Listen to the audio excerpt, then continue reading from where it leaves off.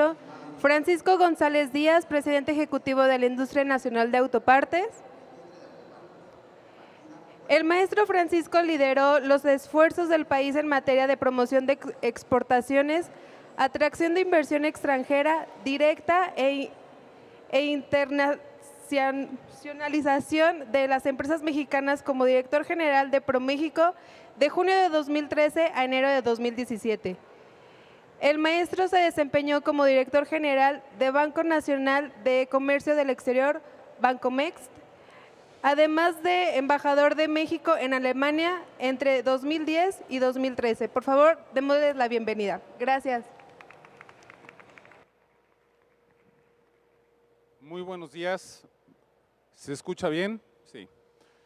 Bien, pues comencemos entonces con esta breve información que les traje, que les preparé con respecto a la integración de las cadenas de valor de la industria automotriz, concretamente de la Industria Nacional de Autopartes. Vamos a ver en 5 puntos, primero cómo estamos, el entorno económico y las condiciones generales. Luego hablaremos de la industria automotriz en México en general y bajaremos en el tercer punto al detalle de la industria de autopartes en México. Tocaremos también la industria terminal en todos sus segmentos y finalmente este nuevo tema de la electromovilidad. Nuevo en el sentido de que sigue desarrollándose. Toquemos el primer punto, el entorno económico.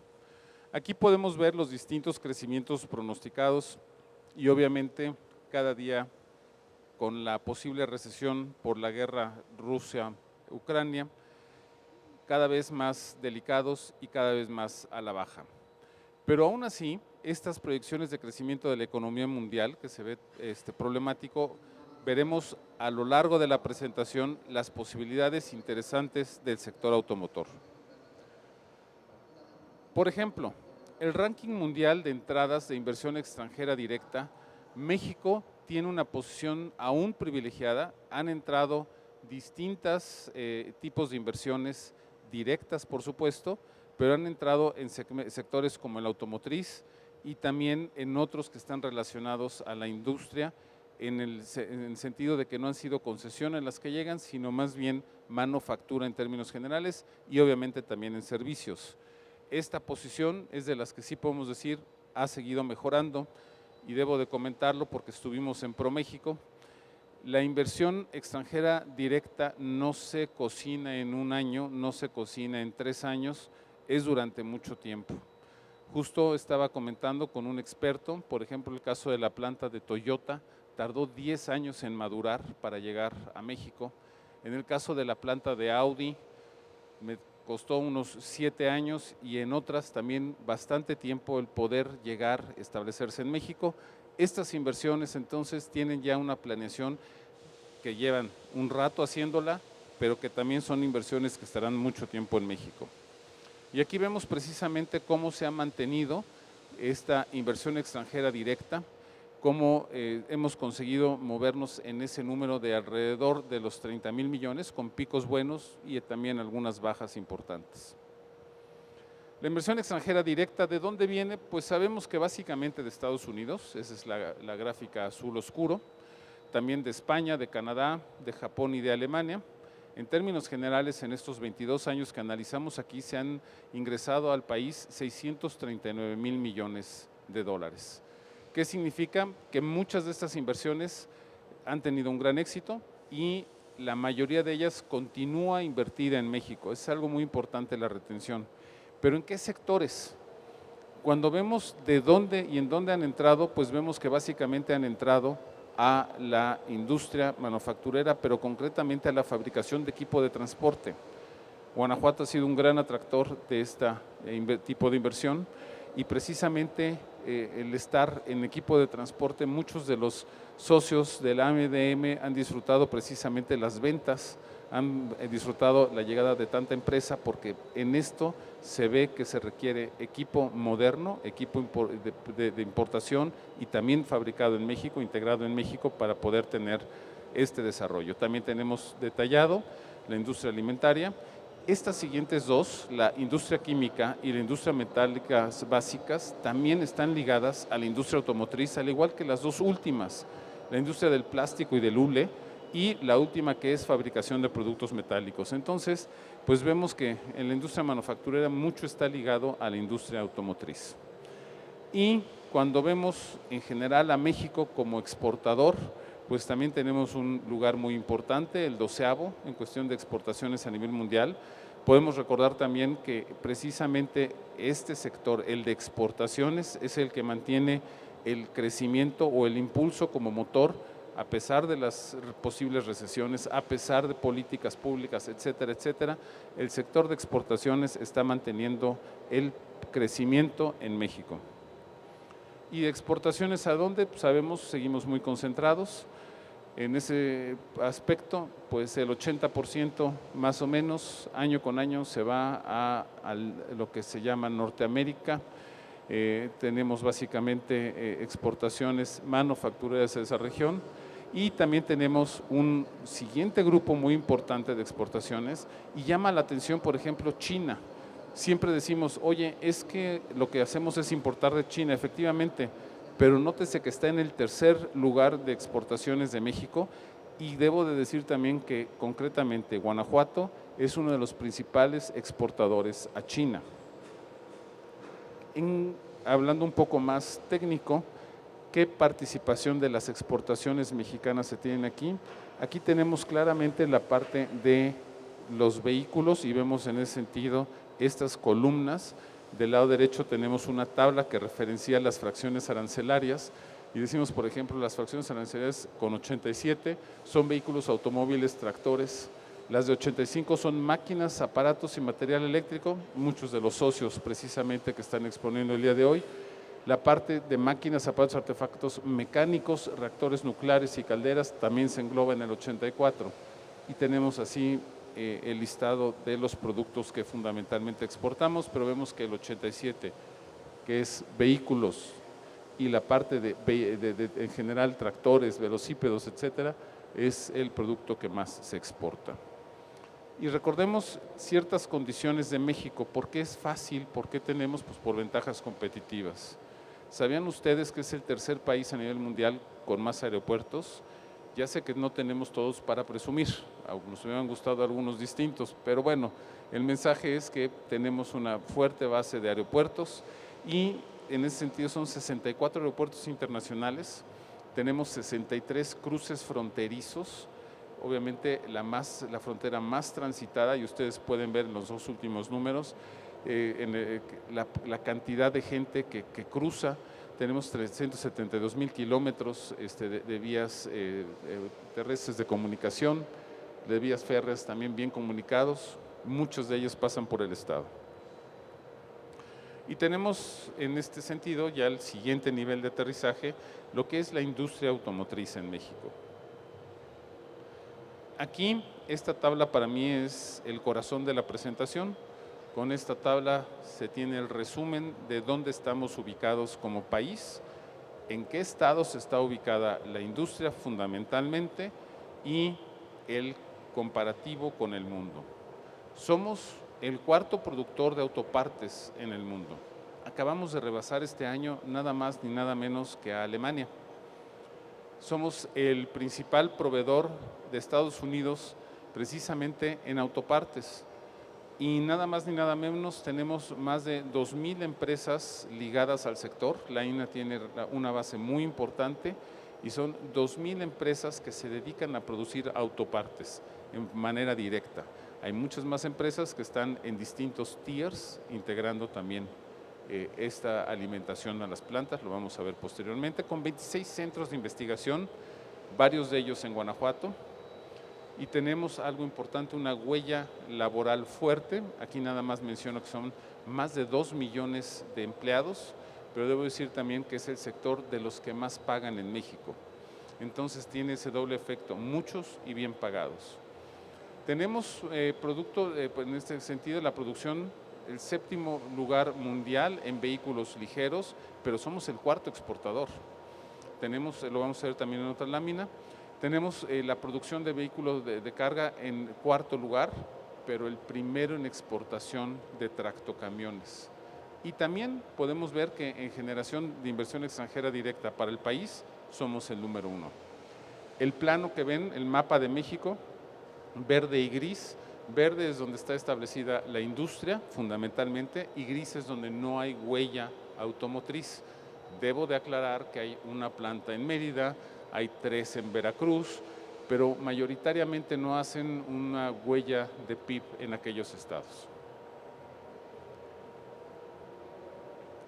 Y esto con respecto al tiempo, para aquellos que les gusta ver el retrovisor, podemos ver que en los años iniciales de NAFTA, en ese momento el Tratado de Libre Comercio, en el 93 cuando se firma y en el 94 que entra en vigor, teníamos una participación en el PIB en autopartes de 3.5 y de toda la industria automotriz en 8.4.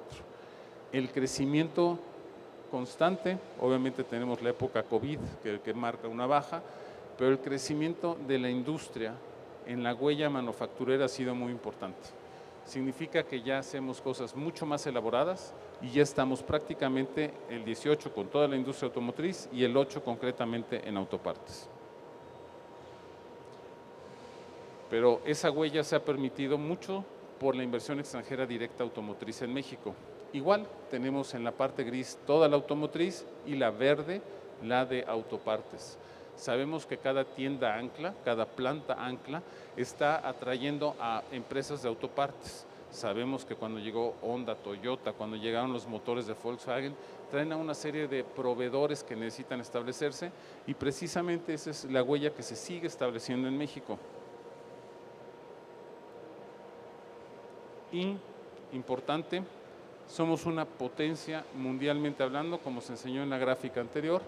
Esta es en la parte automotriz completa. Van a decir, oye, pero me dijiste que le ganamos a Alemania. Sí, en autopartes. En concepto automotriz, Alemania sigue exportando más autos, luego viene Japón, Estados Unidos y estamos en 4º lugar en exportación. Van a decir, oye, pero China produce mucho más. Sí, pero lo consume. Exporta realmente un monto relativamente pequeño. Vamos a llegar ahora con más detalle a la industria de autopartes. La industria de autopartes se estableció en México, como decimos, y es un clúster muy importante, una huella muy importante para la producción, para el PIB, para la manufactura. Pero algo interesantísimo es que noten la columna verde, más del 90% en términos promedios se exporta de lo que se produce en México. Significa que esa producción que se lleva a cabo aquí tiene precios internacionales, valor internacional y estamos proveyendo, por ejemplo, a BMW en Estados Unidos, pero también estamos vendiendo, insisto, de Guanajuato a empresas en China. Audi China está comprando precisamente piezas que se producen en este estado. El mensaje viene siendo que en la parte verde es la pieza que exportamos en forma directa.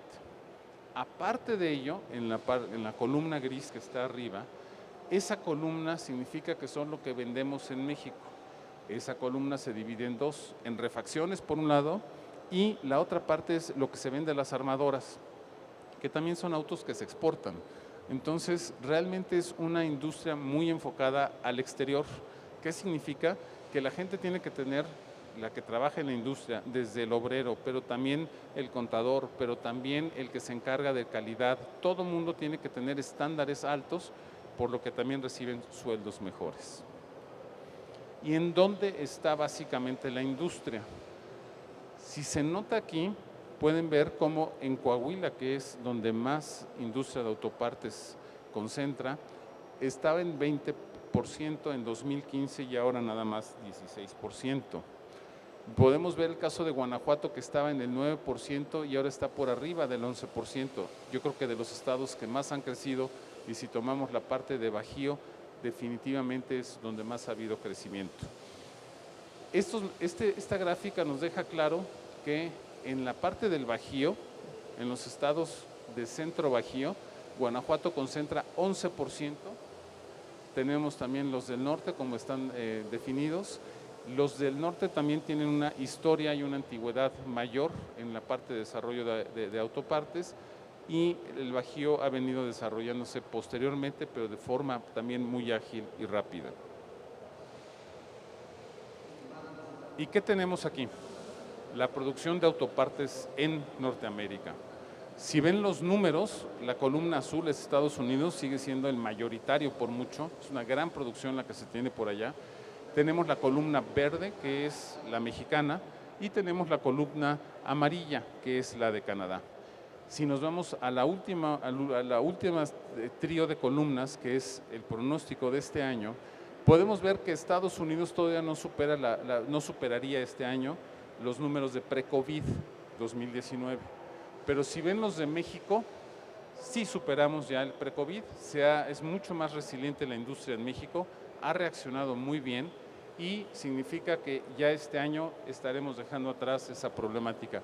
El caso de Canadá, si se dan cuenta, tampoco supera el pre-COVID, todos tienen crecimiento y mundialmente, si se compara, es la región que mejores resultados está ofreciendo en autopartes. ¿Y de dónde viene la inversión extranjera directa en el sector de autopartes mexicano? Fundamentalmente viene de Estados Unidos, Japón y Alemania. En el periodo del lado izquierdo vemos 22 años y del lado derecho vemos este último año. Noten que en promedio, si dividimos entre 20, esos 50,000 son 2,500 en promedio al año. Significa que este año se creció más del 70% la inversión extranjera directa. Estas son muy buenas noticias para el sector, sigue atrayendo fuertemente, a pesar de los pesares que conocemos muchos de ellos, sigue creciendo, es un sector que felizmente sigue siendo importante y seguirá teniendo mayor nivel de importancia en el Producto Interno Bruto. ¿Y dónde llegó esa inversión extranjera directa? Llegó en este caso mucho a Nuevo León, en segundo lugar está Guanajuato, rebasando ya a Chihuahua, casi dobleteando a Querétaro o a Coahuila. Aquí vemos, son proyectos a veces de las armadoras, pero mucho también son las condiciones del talento que hay. En este sentido, se reconoce que los 4 primeros lugares tienen el talento suficiente y las posibilidades suficientes para seguir atrayendo más inversión. Y cuando vemos las autopartes, el mercado mundial de México, ¿cómo se integra? Pues sí, exportamos mucho, que es lo que está del lado izquierdo, a Estados Unidos, 90%, esto es más del promedio de lo que exportan en otros sectores, recuerden era 80%, se tiene 90% a Canadá, pero también Brasil juega un factor importante en exportaciones de autopartes, también está China, Japón y Alemania. Y cuando vemos de dónde estamos importando, también vemos a Estados Unidos, pero con un porcentaje mucho menor y mucho más distribuido que en otros países. De China, sabemos que se importa mucho, ahí es en ese nicho donde vemos la capacidad del nearshoring o reshoring o otros términos que están surgiendo.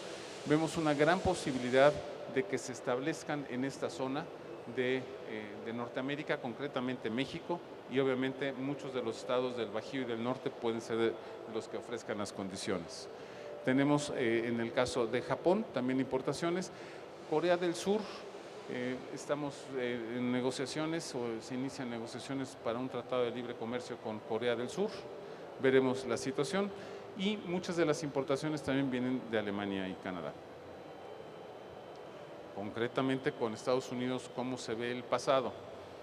Pues vemos en general ese crecimiento continuo y las exportaciones este año van a subir 30%, 29.8 fue el año pasado, este año estimamos otro 30% de crecimiento. Vemos del lado derecho la parte de lo que Estados Unidos importa de México, también con un crecimiento muy importante, en este caso el pensado para este año nada más sería 20%, pero son un flujo que da negocio, un flujo que permite precisamente seguir con la producción de automóviles y como sabemos es un sector motor de la economía. Y cuando hacemos la reflexión de, ok, vemos que crece, pero yo siempre aplico, hay que ver cuánto crece relativamente a otros países. Vemos la línea de hasta arriba, es México, les había dicho que México era el principal proveedor de la industria automotriz en Estados Unidos, y efectivamente crecimos desde 2010 a 2021 de haber vendido, digamos, el 30% a vender el 37% prácticamente como proporción de lo que compran los Estados Unidos. Y aquí podemos ver cómo los otros países se han mantenido o han disminuido, caso concreto Japón de 13 a 8,5, también caso concreto de Canadá de 15 a casi 10, se mantienen en un rango muy estable Alemania, Corea del Sur, mismo China, también básicamente en la misma línea, pero México es el que más, no nada más vende, sino que más crece en ventas. Y ahora pasaremos a las regiones del mundo productoras de automóviles, y aquí es donde vemos dónde están las fuerzas. Vemos América del Norte, obviamente también se produce en Argentina, también se produce en Ecuador, con distintos niveles de PKD, Partial Knockdown o Complete Knockdown, lo que ustedes quieran. Pero Norteamérica es un hub importante. Podemos decir que en México se producen autopartes de defensa a defensa para el automóvil, excepto los chips. Y ahora un extra, excepto las baterías. Todo lo demás se produce en México. En el caso de Europa, nótese que esta región considera inclusive a Marruecos, que no es Europa, Túnez, que no es Europa, pero noten el color verde claro, igual que México.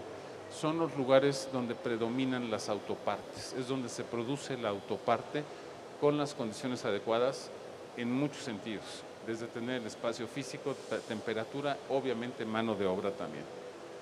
Y dice países de bajo costo, no significa nada más de bajo sueldo, insisto, son condiciones en general que permiten llevar a cabo manufactura de autopartes o manufacturas más baratas.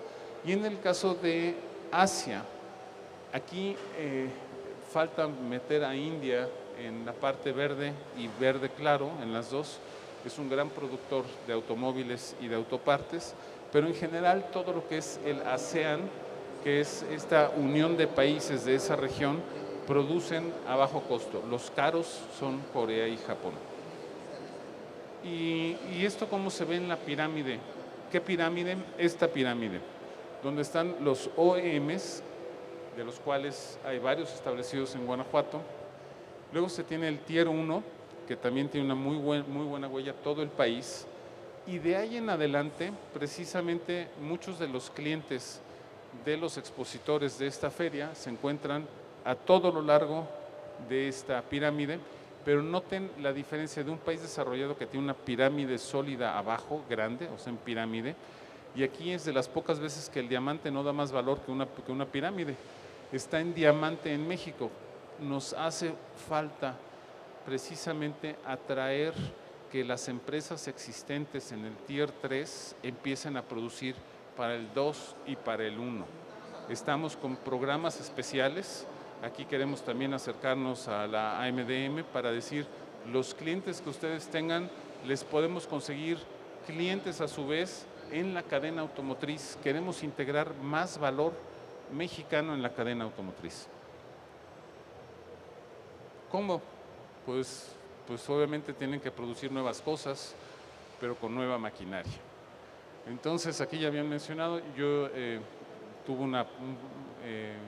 me tocó llevar las riendas de Bancomext, y en Bancomext estuvimos viendo que se necesitaba financiamiento para maquinaria. En muchos países es muy sencillo, arrendamientos y demás. Aquí vimos varios esquemas, y si vemos, por ejemplo, la parte de crédito refaccionario, en estos años tuvo un crecimiento al igual que el arrendamiento. Hay que tener cuidado con la palabra arrendamiento porque muchas veces nos quedamos con el arrendamiento automotriz o el arrendamiento de computadoras. Aquí lo que estamos buscando es que se dé arrendamiento de maquinaria.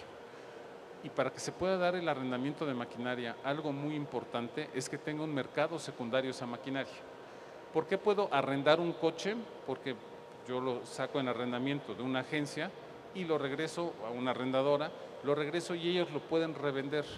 ¿Qué pasa con una maquinaria si yo no tengo la garantía de la recompra de la maquinaria? Pues entonces que el arrendamiento viene siendo muy caro y no funciona. En el momento que empieza a haber mercado secundario de maquinaria, puede ser muy benéfico para la parte de arrendamiento. Y la inversión en esos años crecía al 10%, podemos decir ahorita que es todo lo contrario, no nada más no crece al 10, sino se ha vuelto un 10% de esa inversión. Y del lado derecho vemos precisamente el financiamiento específico, los bienes con financiamiento, es una parte muy baja, es esa parte gris clarito, que llega hasta un 15%. En los países desarrollados es exactamente al revés, es un 85% de financiamiento y eso permite a las empresas de Tier 3 o de Tier 2 ampliar sus líneas de producción y vender más. Entonces estamos buscando de qué forma se puede tener más financiamiento y también que las empresas puedan adquirirlo gracias a tener un sistema también de mercados secundarios correctos. Y los activos en arrendamiento, básicamente hay dos tipos de arrendamiento, el financiero y el puro. Técnicamente el arrendamiento puro es desde misma cuando uno renta una casa, no se vuelve propietario del bien. En el arrendamiento financiero uno se vuelve propietario del bien. El arrendamiento puro lo puede votar uno en cualquier momento. Son esquemas distintos, pero habría que revisar cuáles conviene a cada uno de los expositores y poder entrar a los arrendamientos. En México el arrendamiento ha crecido, como decíamos, pero mucho es el automotriz. Y el automotriz, vemos aquí la huella terminal de la industria terminal en México. Y vemos este plano en este mapa, en un solo rubro, que son armadoras. Y vemos dónde están ubicadas y vemos el estado con más armadoras es Guanajuato. Entonces, estas plantas de fabricantes de vehículos ligeros y motores, luego veremos la de vehículos de carga, esta tiene distintos grados de integración, por ejemplo, las dos chinas, Jack y Jack, en Veracruz y en Hidalgo, tienen una situación de que son armado, no es toda la línea, como viene siendo el caso de algunas otras como General Motors aquí, que sí es la línea desde que llega la lámina y el insumo hasta que se integra todo el automóvil. Y esa producción, ¿cómo se ve? Primero, con el bajón del 2019 al 20 y al 21, que tiene que ver, obviamente, el impacto más grande es el supply chain, esta cadena de valor que se contuvo por lo que ocurrió en Wuhan, por el cierre de los puertos, por todo este peso que no permitió transportar las piezas a tiempo, en forma, en condiciones, cierre de plantas, todo eso, pero también algo muy importante que es lo que tiene todavía secuelas, que la falta de semiconductores. Faltan muchos semiconductores. No sé qué modelo de auto tengan en la familia o estén manejando ustedes, pero voy a poner 3 ejemplos. En 2017, un automóvil tenía 700 semiconductores. Van desde el radio, van desde el bip bip bip de la reversa, etcétera, etcétera. 700. El auto de hace 2 años tenía 1600, pero no nada más semiconductores, sino más específicos y pequeños que pueden hacer muchas más cosas. No nada más el sensor de la lluvia, sino una serie de cosas que pueden medir hasta la presión de las llantas, etcétera, etcétera. Entonces, eso era de 700 a 1600. Si vemos los autos que se están fabricando a partir de este año, tienen 2800. El crecimiento de uso, de consumo de chips es importantísimo. Pero ¿quién se los está llevando todos? La PlayStation. ¿Por qué? Porque por chip las PlayStations dejan, y no nada más Xbox, todas las marcas que digan, consumen y se paga mucho más. Vamos a un ejemplo que no es de industria automotriz, que es el teléfono que ustedes traen en mano, seguramente cuesta más que la lavadora de su casa. Entonces también la lavadora no necesita chips, pero el teléfono sí. O ahora las lavadoras tienen 1 o 2 chips, pero ustedes están dispuestos a pagar por volumen mucho más. Y aunque no lo crean, la Xbox y todas las Nintendos y demás tienen un costo mucho más alto por peso y por uso de chip. Entonces conviene más a la industria de semiconductores venderle a ellos, a cualquier electrónico, que venderle a la automotriz. 1. Y 2, el semiconductor automotriz es más complejo, cada vez es más complejo. Entonces, bueno, Viendo esa situación, vemos del lado derecho las OEMs en México, cómo tienen, por ejemplo, Nissan un aumento, General Motors una disminución, también porque han sido decisiones corporativas de dónde mandar estos semiconductores. Se están mandando básicamente a los autos de gama alta. ¿Por qué? Porque se paga más, a final de cuentas. Entonces, aquí se ve, por ejemplo, BMW, podemos ver el caso de Audi, que están aumentando producción, si es marginal. Vemos mismo Kia, Ford y Toyota que están aumentando, pero vemos, por ejemplo, el caso de General Motors y Stellantis a la baja, y el caso de General Motors con una baja fuerte. ¿Y dónde es donde más se producen automóviles en México? Pues, como decíamos, no nada más tienen más plantas, sino Guanajuato es el estado donde más autos se producen, con prácticamente una cuarta parte. Hoy desayunaba con un buen amigo que tiene una larga vida aquí en Guanajuato y decía, hace 30 años, ¿quién hubiera dicho que pasando de fresas y carnitas íbamos a tener una cuarta parte de la producción de automóviles? Realmente es un plan, es un trabajo y pues es una felicitación al Estado. Conocemos otros que tienen una gran tradición en la producción, desde Aguascalientes con Nissan o Volkswagen con Puebla o Chrysler, Stellantis en Coahuila y recientemente Kia en Nuevo León.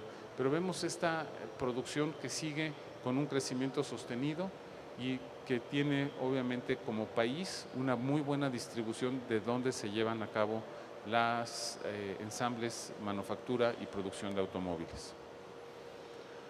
Y aquí, ¿cuál es el pronóstico? Ya les enseñé en el pasado cómo se veía en algunos a la baja y demás, pero lo que sí es un hecho es que México va a seguir produciendo más y más autos. La idea es que continuamente, como ven ustedes, del 2022 al 2025 aumente. Y algo interesante, aquí nada más decimos que va a haber más coches. Lo interesante es que va a ser cuántos eléctricos más. Entonces hay una cuestión, también tenemos el detalle por supuesto, pero lo importante es que en prácticamente todas las marcas se están considerando aumentos de producción y cuando llega a haber una pequeña baja, como pueden ver en algunas de las columnas en años siguientes, es porque están pensando en hacer un cambio de línea hacia eléctrico y por eso en el cambio de línea van a tener una baja en los siguientes años en la producción estándar. Pero ¿tenemos todavía capacidad para producir más? Sí. Y esto es algo bien interesante, la capacidad de producción utilizada en México. Este es para el año pasado y el pronóstico de este año.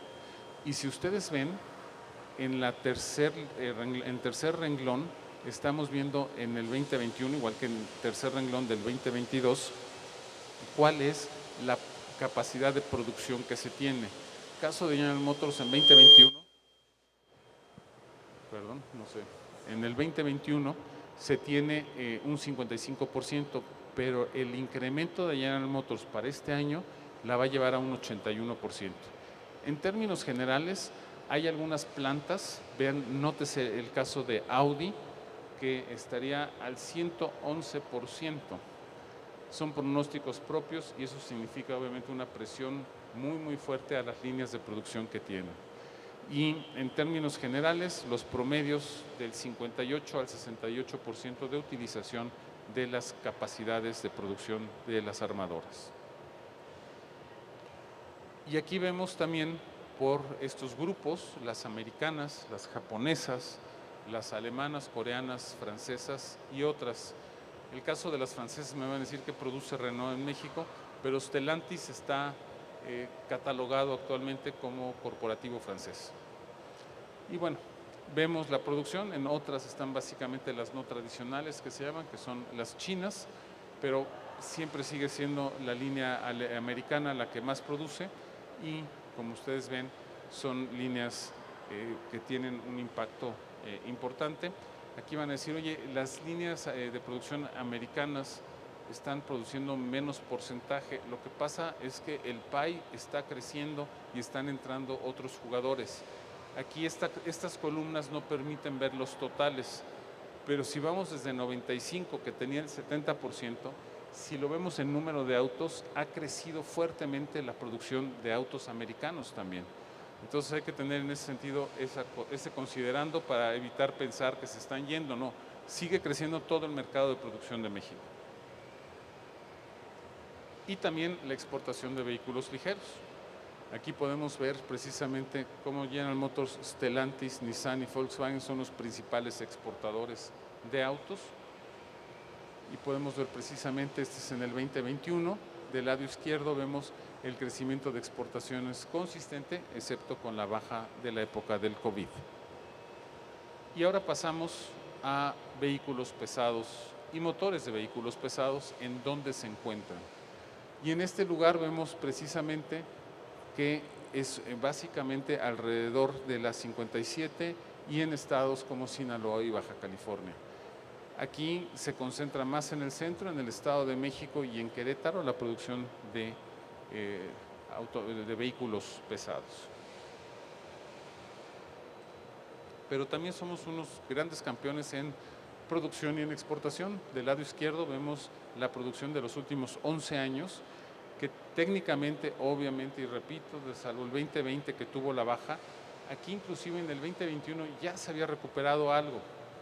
Y si vemos del lado derecho, también en las exportaciones tenemos un crecimiento interesante, salvo con las bajas que se ha tenido. La parte de producción de vehículos pesados es mucho más pequeña, pero también con una huella de valor muy grande.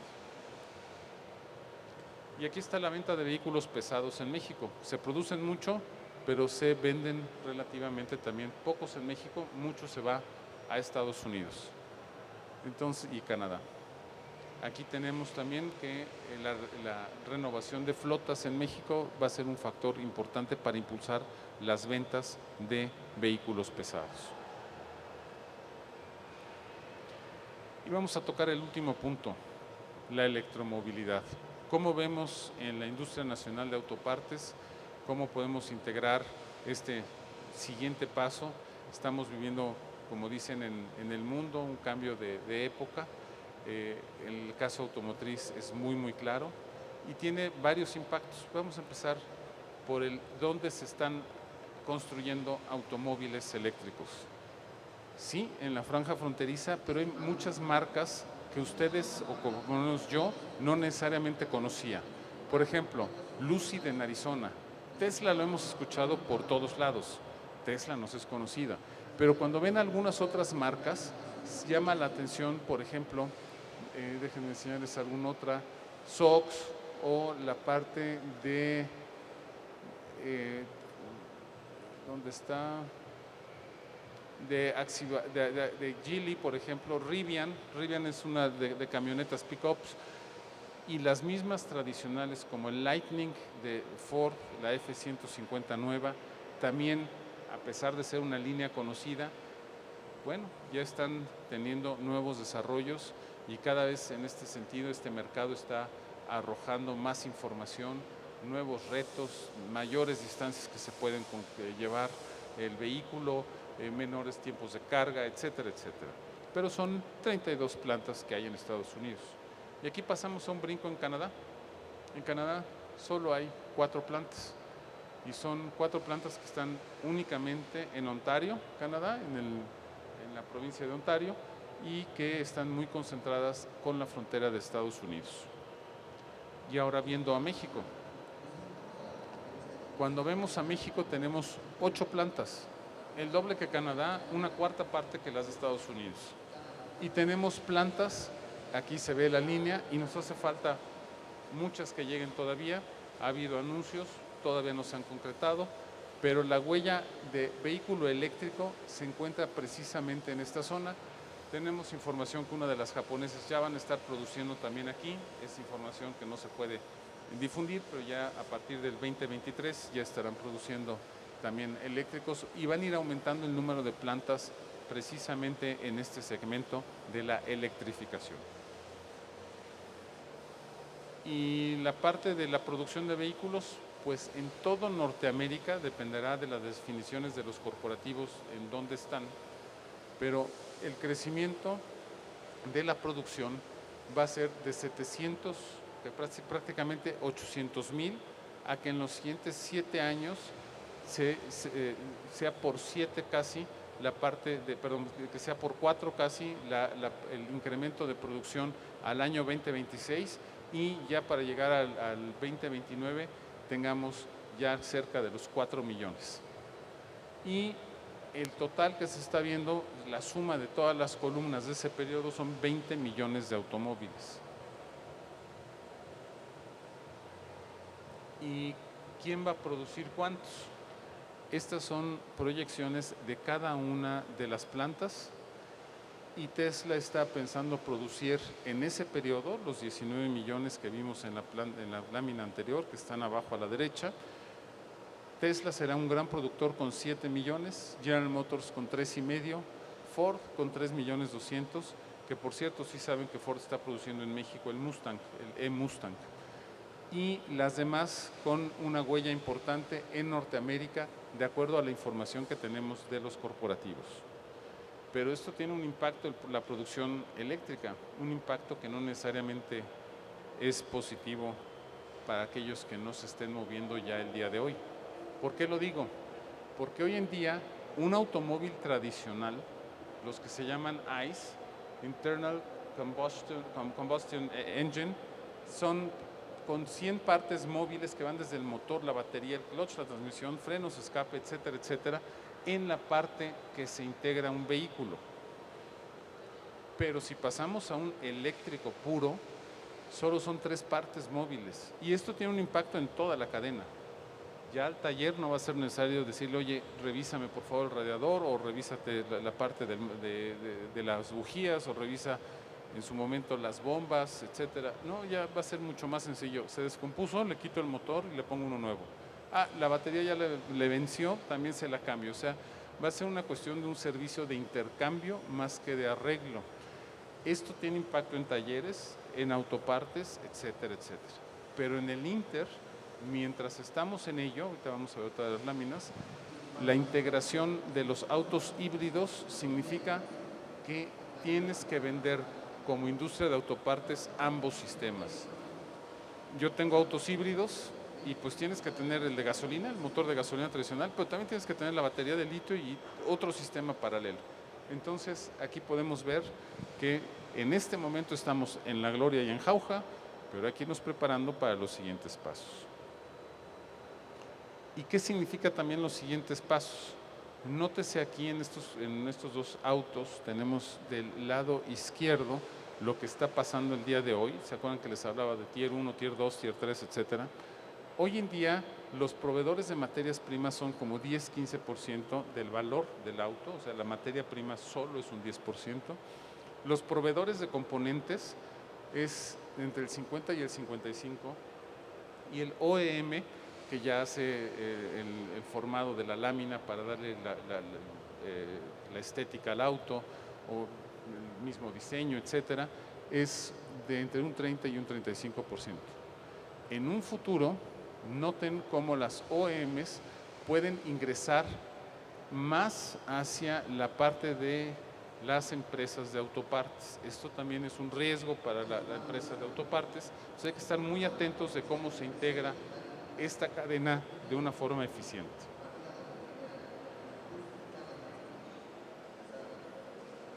Luego tenemos un factor, queremos hablar de electrificación, ¿estamos listos? Sí, en la industria de autopartes ya estamos exportando a Rivian, Tesla, Lucid, Ford, etcétera, etcétera. Pero ¿qué pasa para usar nosotros esos autos? Pues que tenemos en todo el país 313 estaciones de carga. La estación de carga puede tener varias mangueras, varios conectores, perdón, puede ser mucho más extenso, pero son 313 puntos en un país como México. Vean, en Países Bajos, 58,000. Inclusive en Estados Unidos, 18,000. Son pocos y están muy concentradas en ciertas ciudades. Pero si queremos empezar a migrar a esto, necesitamos las electrolinerías que están diciendo, tenemos que tener en casa también estación de carga, etcétera, etcétera. ¿Y en qué parte del país se encuentra esto? Pues muy concentrado en Ciudad de México, las 303 estaciones, Baja California, Morelos, Jalisco, y en este sentido no tengo marca de Guanajuato. La información que tenemos es de Electromaps. Ellos proporcionan cada 6 meses información de esto.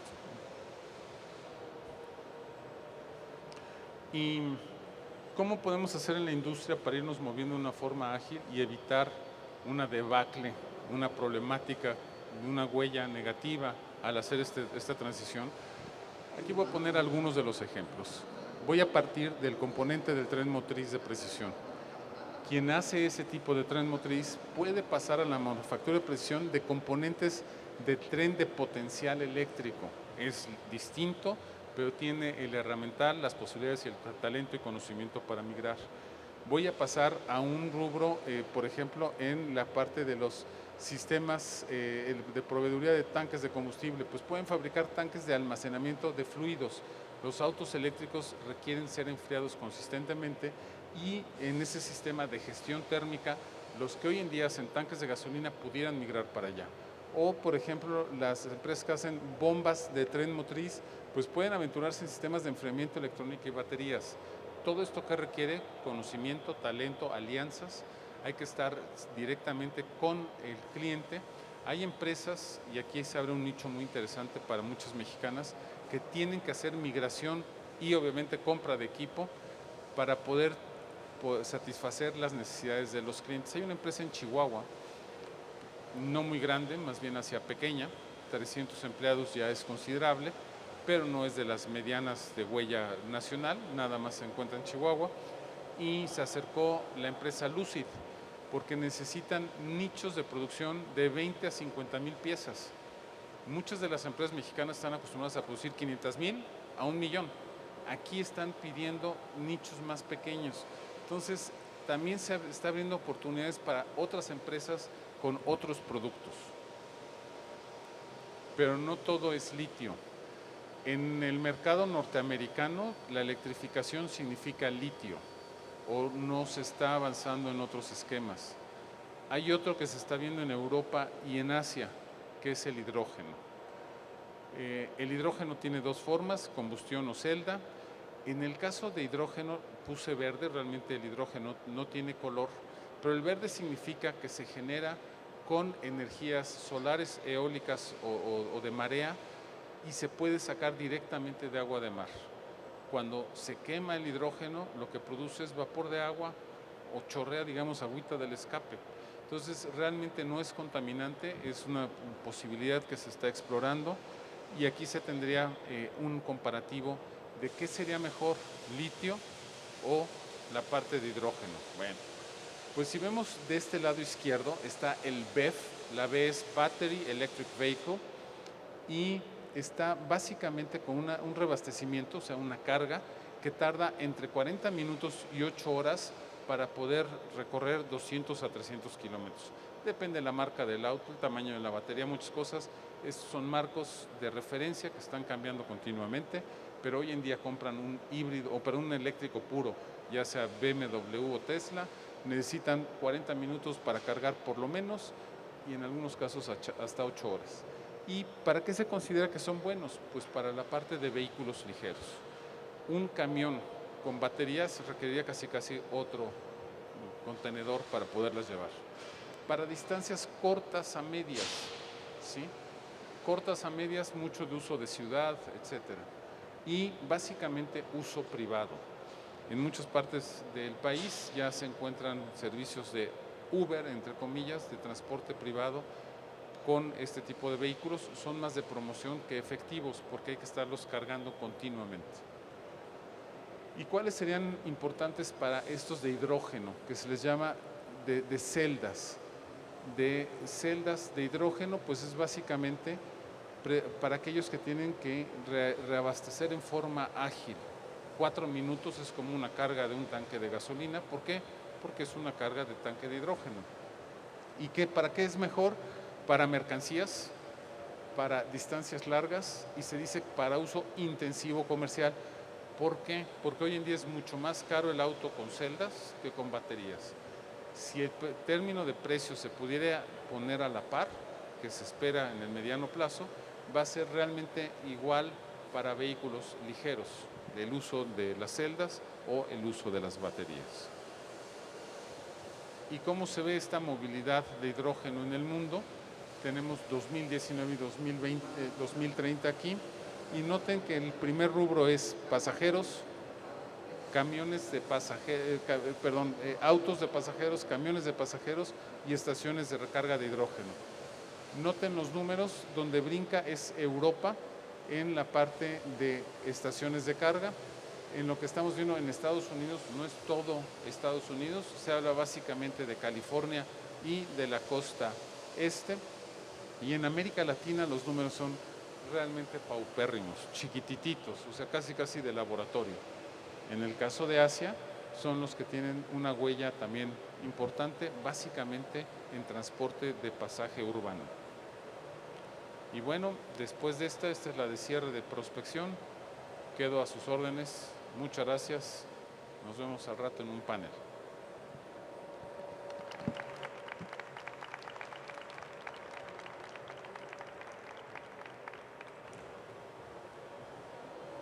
Gracias a todos por asistir a la conferencia. Los invitamos con nuestro siguiente panel con directores de empresas de maquinaria y tecnología, con un tema: cadenas de suministro, cambios en el contexto global, retos y oportunidades.